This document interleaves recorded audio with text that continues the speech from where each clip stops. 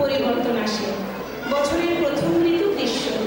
এ সময় সূর্যের প্রচন্ড তাপ, গরমে যেন চারিদিক পুড়ে যায়, খাল বিল শুকিয়ে যায়।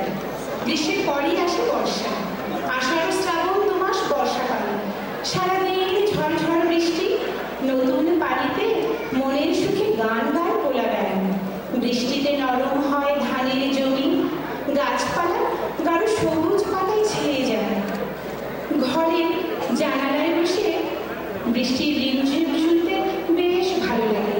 আর এমনি সময় যদি ময়ূরের পেখম নাচানো নৃত্য হয় তাহলে তো কথাই নেই।